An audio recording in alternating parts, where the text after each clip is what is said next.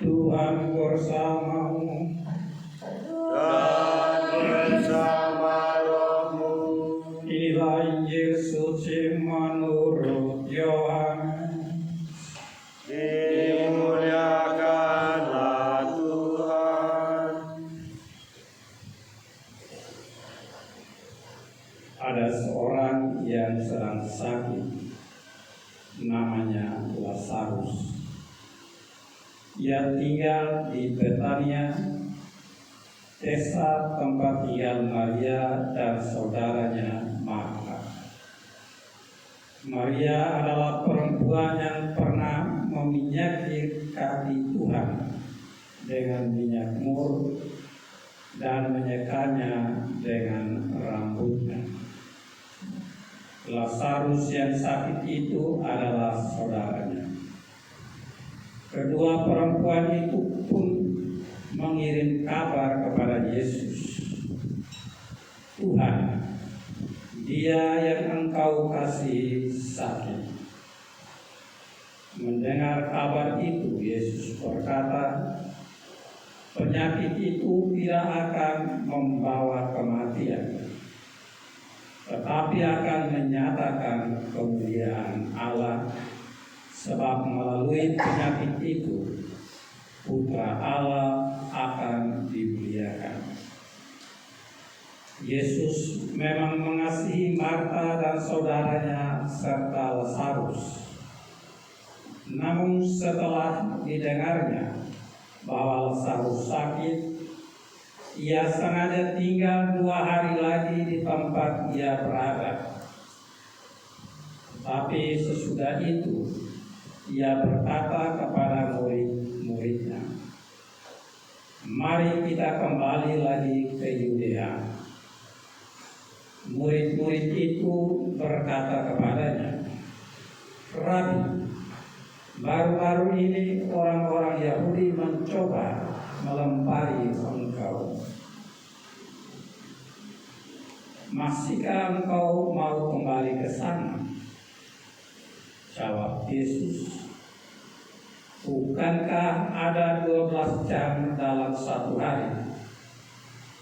Siapa yang berjalan pada siang hari, kakinya tidak terantuk, karena ia melihat cahaya dunia ini.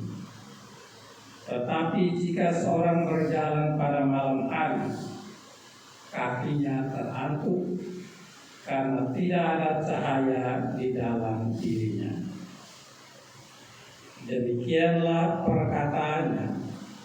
Dan sesudah itu Yesus berkata kepada mereka, Lazarus, saudara kita, telah tertidur. Maka aku pergi ke sana untuk membangunkan dia dari tidurnya. Lalu kata murid-murid itu kepadanya, Tuhan, jikalau ia tertidur, ia akan sembuh. Tetapi sebenarnya Yesus berbicara tentang kematian Lazarus.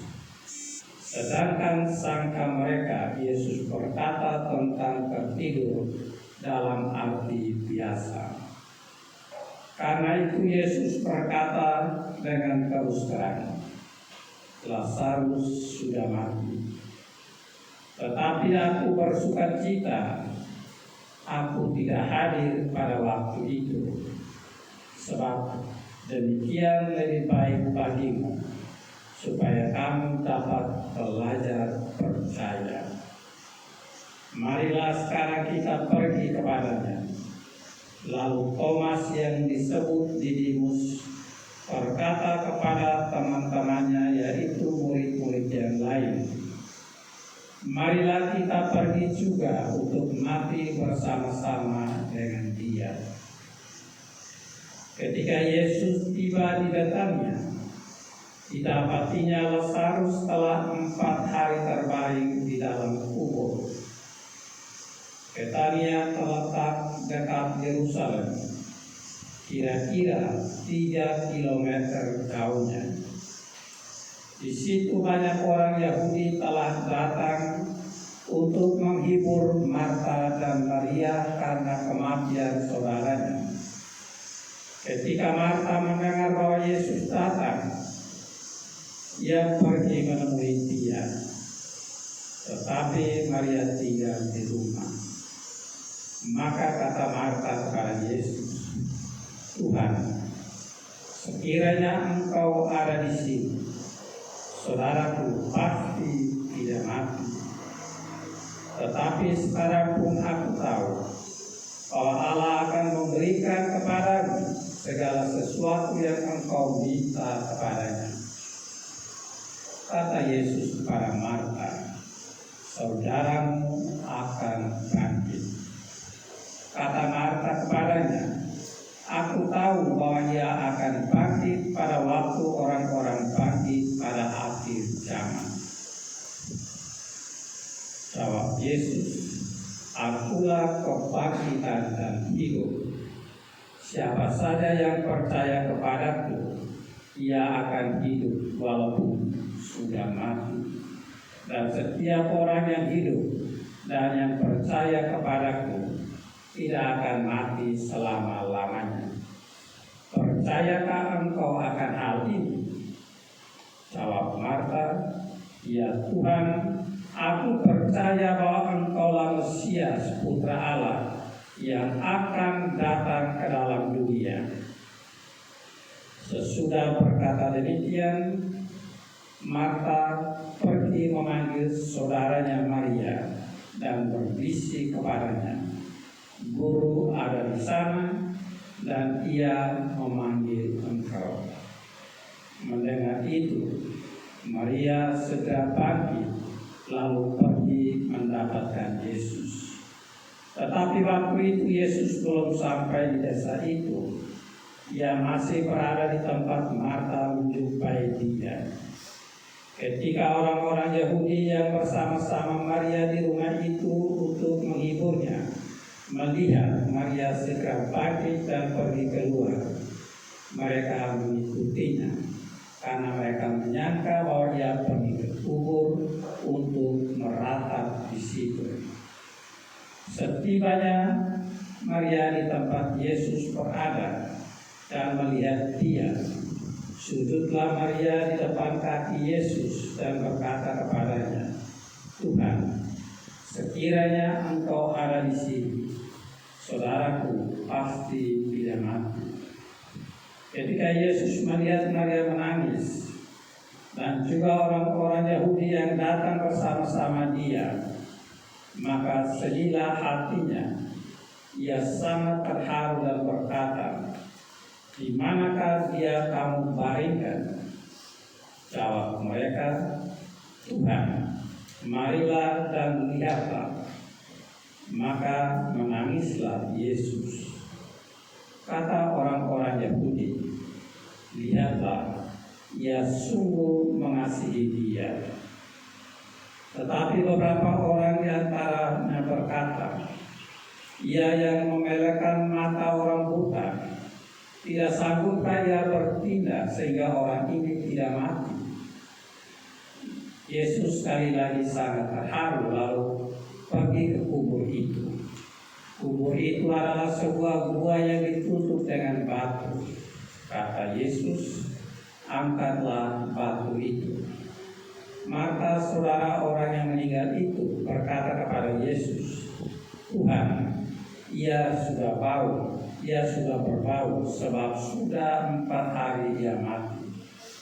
Jawab Yesus, "Bukankah sudah kukatakan kepadamu, jikalau engkau percaya, engkau akan melihat kemuliaan Allah." Mereka pun mengangkat batu itu.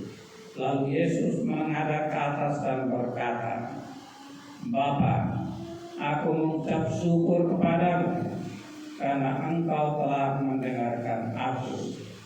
Aku tahu bahwa Engkau selalu mendengarkan aku. Tetapi oleh karena orang banyak yang berdiri di sini mengelilingi aku mengatakannya supaya mereka percaya bahwa Engkaulah yang telah mengutus aku." Sesudah berkata demikian, berserulah ia dengan suara keras, "Lazarus, marilah keluar. Orang yang telah mati itu datang keluar, kaki dan tangannya masih terikat dengan kain kafan, dan mukanya tertutup dengan kain peluh. Kata Yesus kepada mereka, bukalah kain-kain itu dan biarkan ia pergi. Banyak di antara orang-orang Yahudi yang datang melawat Maria dan menyaksikan sendiri apa yang telah dibuat Yesus, percaya kepadanya. Demikianlah sabda Tuhan. Terpujilah Kristus.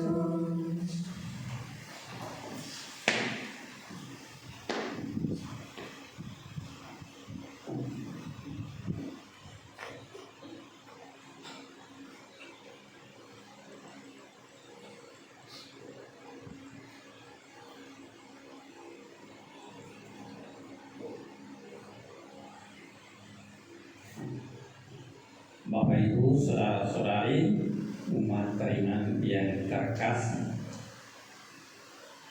bacaan suci terutama bacaan Injil yang tadi kita dengar cukup panjang, ya, mengisahkan tentang Lazarus, ya. Tetapi peristiwa Lazarus yang hidup kembali dari kematian mau menegaskan kepada kita bahwa sesungguhnya Yesus berkuasa untuk memberikan kehidupan kekal sekalipun dalam dunia sekarang ini. Kita bisa mendengar tadi dalam bacaan Injil ketika mendengar bahwa Lazarus sakit, Yesus tidak langsung ke sana, tetapi ia menunggu beberapa waktu, baru kemudian mengajak murid-muridnya untuk pergi ke Yudea. Kita perlu tahu bahwa Yesus menyingkir dari Yudea karena ancaman terhadap dirinya. Yesus hendak dilempari batu ketika berada di bait Allah.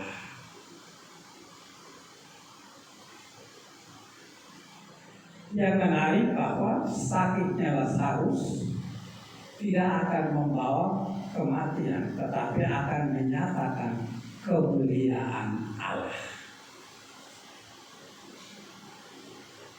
Itu berarti bahwa peristiwa hidup kembalinya Lazarus menjadi harapan bagi setiap orang beriman, bahwa kehadiran Allah, kehadiran Yesus di tengah-tengah manusia memberikan harapan baru, harapan untuk memperoleh hidup.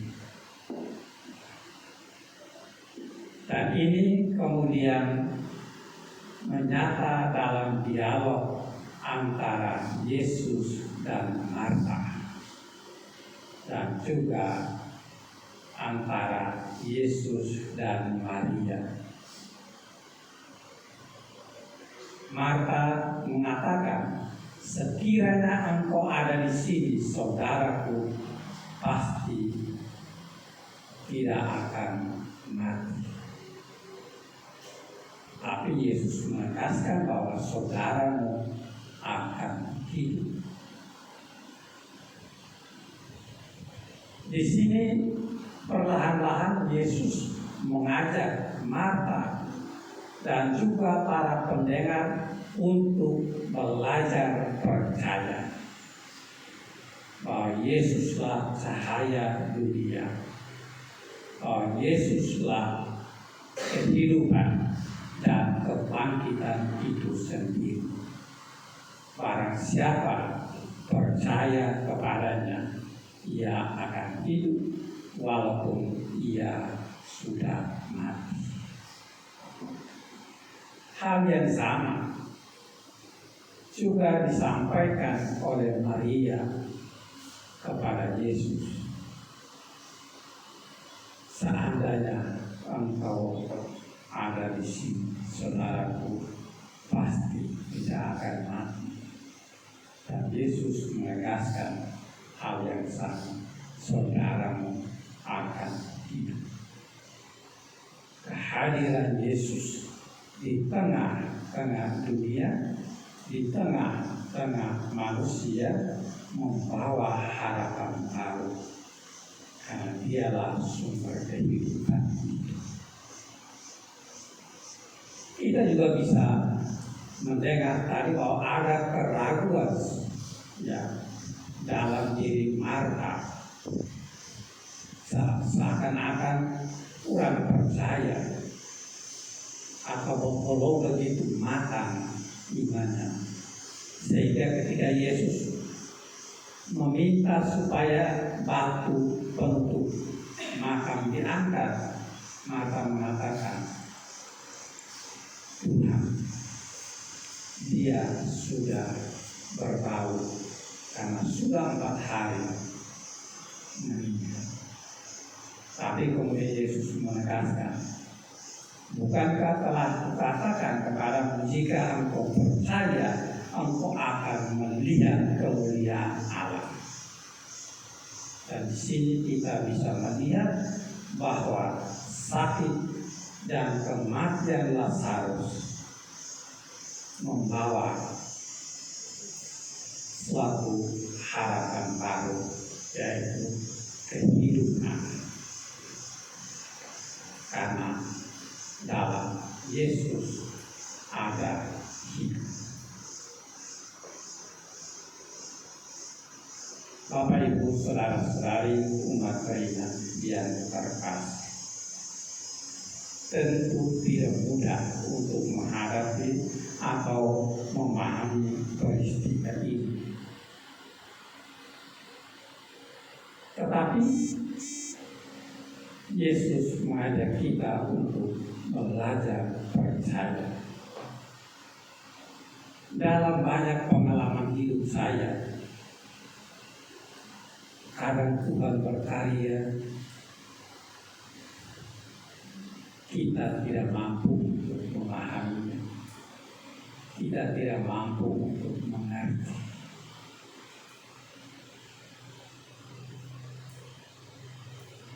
Ada banyak peristiwa yang kadang saya tidak bisa mengerti juga. Seperti dulu mungkin sudah pernah saya kisahkan, orang atau ada umat yang gagal ginjal ketika saudaranya yang menanganinya, karena saudaranya dokter dua-duanya menanganinya dan mengatakan bahwa dia sudah meninggal. Tetapi pada waktu itu mereka masih memanggil saya untuk memberi minyak suci.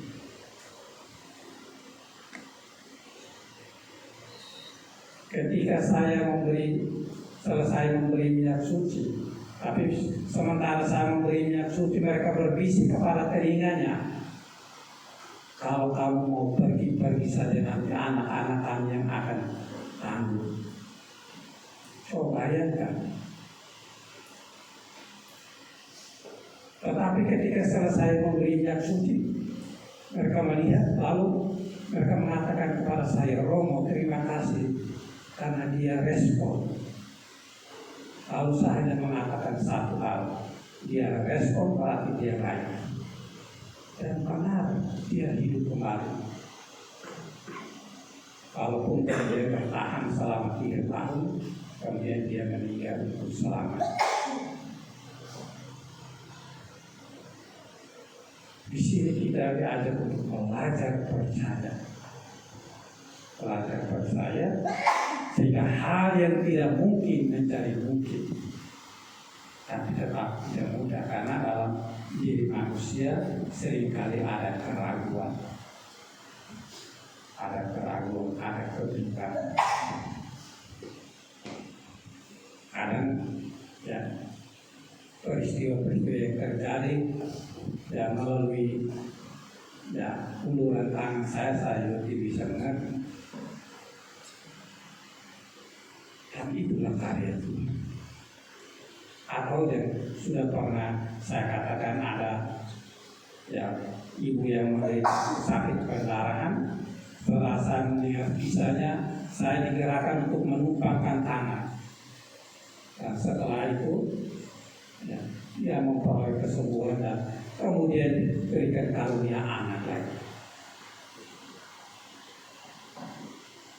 Tetapi di sini mengajak kita, peristiwa-peristiwa itu mengajak kita untuk belajar percaya, dan Yesus hari ini juga mengajak kita untuk percaya. Dan tadi kita juga mendengar akhir bahwa semua orang yang menyaksikan itu menjadi percaya bahwa Yesuslah sumber kehidupan ini, Yesuslah sumber kebangkitan itu yang akan kita rayakan pada peristiwa Paskah nanti. Tuhan memberkati kita semua. Amin.